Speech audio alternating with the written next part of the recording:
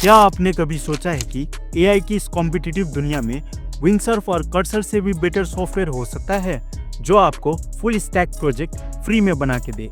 जी हाँ, आज के इस वीडियो में मैं आपको एक सीक्रेट सुपर एडवांस सॉफ्टवेयर का यूज करके फ्री में full stack tap swipe application बनाना सिखाऊंगा, वो भी गुड लुकिंग यूआई डिजाइन के साथ। साथ में हम लोग इस एप्लीकेशन को डाटाबेस से भी कनेक्ट करना सीखेंगे।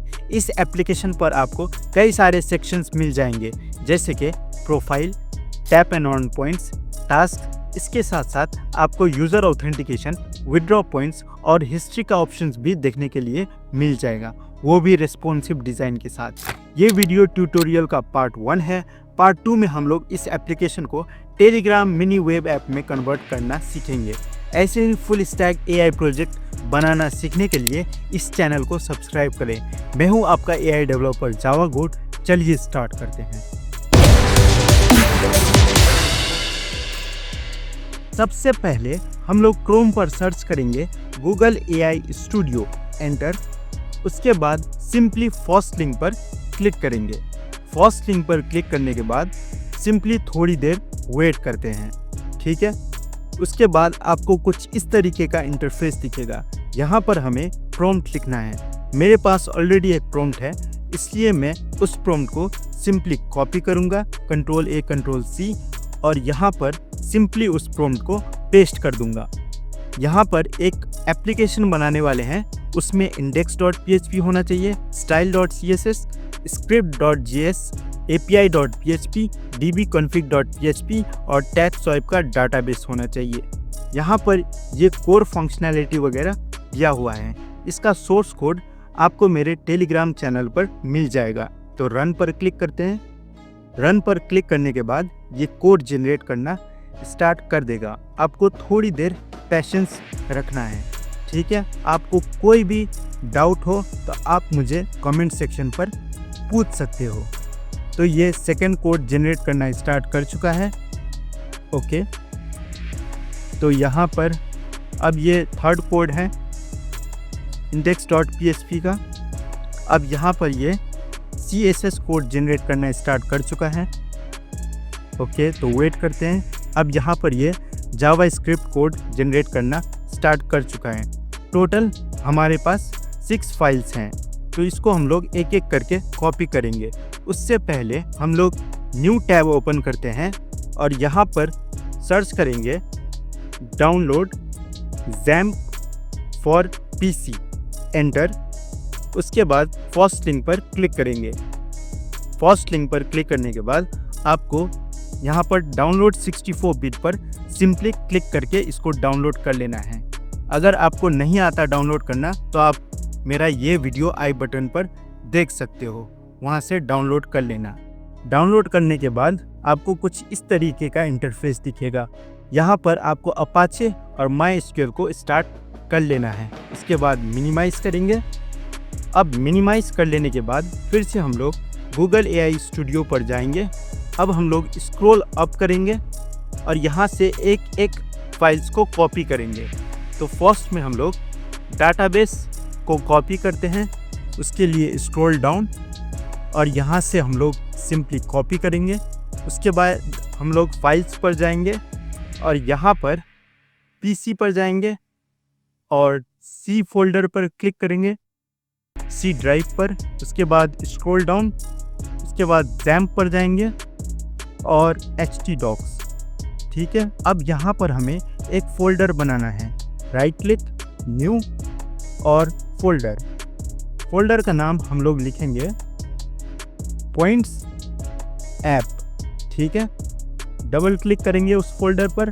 अब यहाँ पर हमें एक टेक्स्ट डॉक्यूमेंट बनाना है। राइट क्लिक, न्यू और टेक्स्ट डॉक्यूमेंट। अब यहाँ पर टेक्स्ट डॉक्यूमेंट को डबल क्लिक करेंगे और यहाँ पर जो डाटाबेस का कोड है उसको पेस्ट कर देंगे।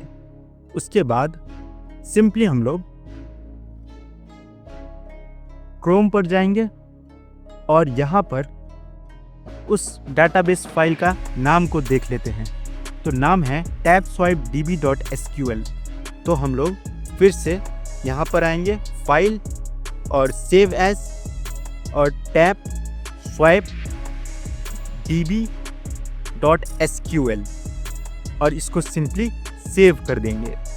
ठीक है, सेव हो जाने के बाद ये फाइल यहाँ अपीयर हो चुका है, आप देख सकते हो।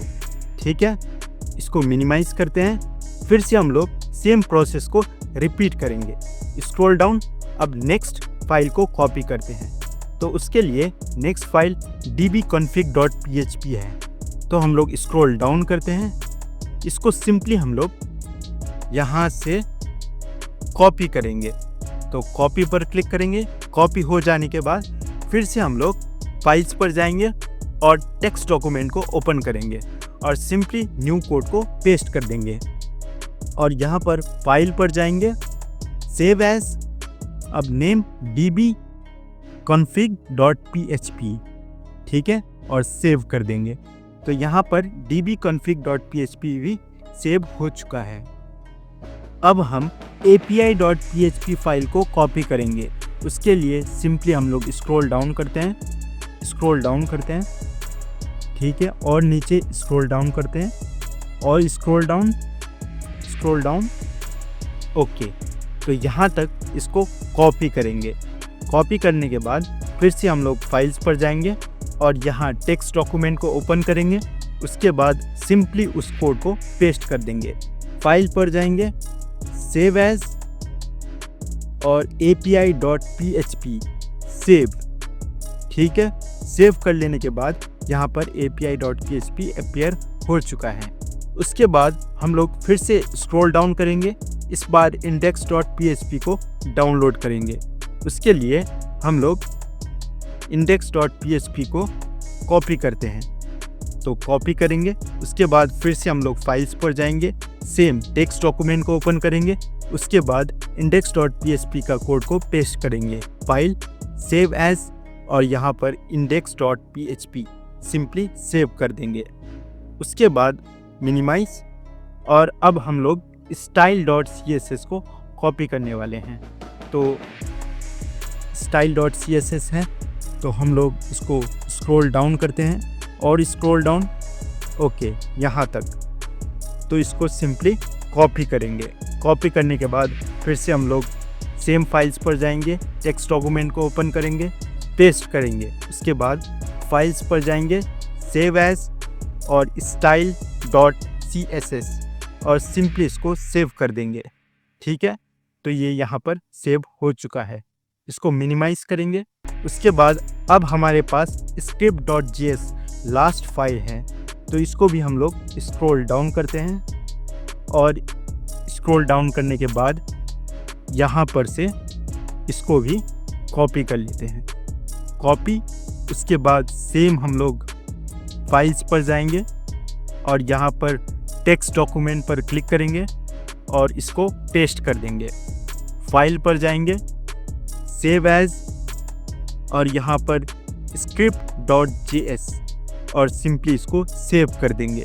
तो यहाँ पर script.js भी आ चुका है, आप देख सकते हो, ठीक है। टोटल हमारे पास 6 फाइल्स हैं। तो अब यहाँ पर इसका काम हो चुका है। न्यू टैब ओपन करेंगे, अब इसको चेक करते हैं। तो नाम देंगे लोकल होस्ट और स्लैश, और यहाँ पर हमें फोल्डर का नाम लिखना होगा। तो यहाँ पर फोल्डर का नाम पॉइंट्स ऐप है, आप देख सकते हो। मैं बैक करके दिखा देता हूँ, तो आप फोल्डर का नाम पॉइंट्स ऐप देख सकते हो। यही फोल्डर का नाम हमें वहाँ पर लिखना है। तो उसके लिए हम लोग फिर से क्रोम पर जाएंगे और यहाँ लिखेंगे पॉइंट्स ऐप और एंटर, और सिंपली इसको एंटर प्रेस करने के बाद आपको कुछ इस तरीके का इंटरफेस दिखेगा। रजिस्टर पर क्लिक करेंगे। अब यहाँ पर हमें एक यूज़र को रजिस्टर करना है, तो शाहिद खान लिख लेते हैं। पासवर्ड में कोई रैंडम सा पासवर्ड और कंफर्म पासवर्ड में भी कोई रैंडम सा पासवर्ड, और सिंपली रजिस्टर पर क्लिक करेंगे। An internal server error awkward, ये इसलिए आ रहा है क्योंकि हम लोग इसको डाटाबेस से कनेक्ट नहीं किए, तो हम इसको डाटाबेस से कनेक्ट करेंगे। उसके लिए हम लोग यहाँ पर लोकल होस्ट स्लैश डैशबोर्ड पर जाएंगे, एंटर। उसके बाद php my admin पर क्लिक करेंगे। php my admin पर क्लिक करने के बाद आपको कुछ इस तरीके का इंटरफेस आएगा। आपको सिंपली क्या करना है, सिंपली आपको न्यू पर जाना है। ठीक है, न्यू पर क्लिक करने के बाद डाटाबेस का नाम चूज़ करना है। मेरे केस में टैप स्वैप डीबी में चूज़ करूँगा, तो मैं लिखूँगा टैप स्वैप और डीबी। ठीक है, और सिंपली क्रिएट बटन पर क्लिक करूँगा। उसके बाद डाटाबेस क्रिएट हो चुका है। सिंपली एसक्यूएल सेक्शन पर जाऊँगा और यहाँ पर हमें एक क्वेरी लिखना है।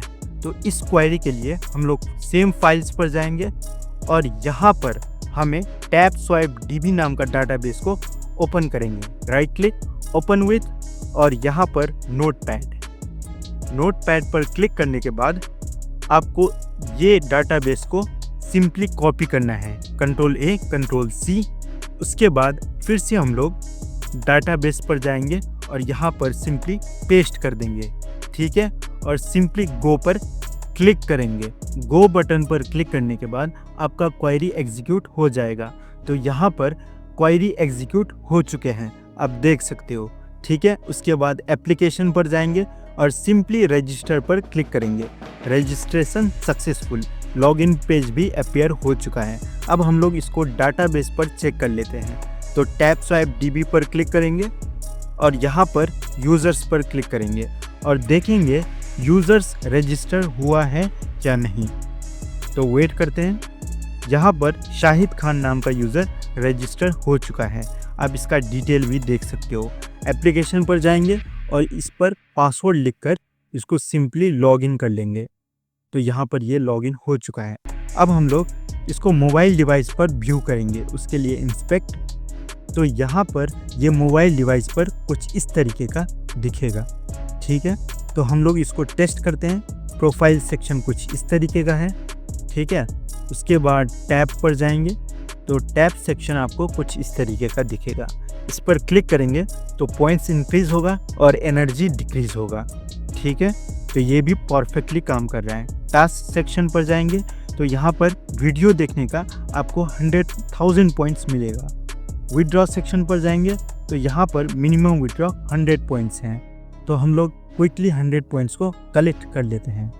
तो इस पर क्लिक करेंगे और क्लिक करते रहेंगे। जितना बार क्लिक करेंगे उतना बार 1 पॉइंट्स ऐड होते जाएंगे। ठीक है, तो मिनिमम विड्रॉ बैलेंस मैंने 100 पॉइंट्स का रखा है। तो यहाँ पर 100 है और इसके बाद विड्रॉ पॉइंट्स पर सिंपली क्लिक करेंगे। विड्रॉ पॉइंट्स पर क्लिक करने के बाद विड्रॉ सक्सेसफुल। अब ये हमारा डाटाबेस पर स्टोर हो चुका है। तो हम लोग चेक कर लेते हैं। विड्रॉ सेक्शन पर क्लिक करेंगे तो वो पॉइंट्स जो है यहाँ पर डाटाबेस पर शो हो रहा है, मतलब कि ये परफेक्टली काम कर रहा है दोस्तों। ठीक है, अब हम लोग क्या करेंगे, इस एप्लीकेशन को मोबाइल में लाइव टेस्ट करके देखेंगे। ठीक है, कि ये मोबाइल फ़ोन पे एक्चुअली कैसा दिखता है। तो उसके लिए हम लोग फाइल्स पर जाएंगे और यहाँ पर सिंपली हम लोग पीसी सेक्शन पर जाएंगे। ठीक है, और सी फोल्डर पर जाएंगे। ये आपको करने का ज़रूरत नहीं है। ठीक है, आप डायरेक्टली मोबाइल पर देख सकते हो। मैं सिर्फ मोबाइल डिवाइस को डेस्कटॉप पर लाने का कोशिश कर रहा हूँ। तो यहाँ पर हम लोग मोबाइल डिवाइस को डेस्कटॉप पर लाएंगे ये मेथड के थ्रू। तो यहाँ SCR-CPY पर डबल क्लिक करेंगे। डबल क्लिक करने के बाद यहाँ पर CMD ओपन होगा और थोड़ा प्रोसेसिंग लेगा। ठीक है, आपको थोड़ी देर पेशेंसली वेट करना है। तो यहाँ पर मोबाइल ओपन हो चुका है। अब यहाँ पर हमारा एप्लीकेशन जो है वो खुल चुका है, पर ये IP एड्रेस कैसे लाना है मैं आपको वो सिखाने जा रहा हूँ। उसके लिए ये सब टैब्स को क्लोज़ कर देते हैं पहले।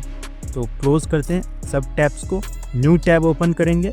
अब यहाँ पर इसको मिनिमाइज़ कर देते हैं और उसके बाद इसको भी मिनिमाइज़ कर देते हैं।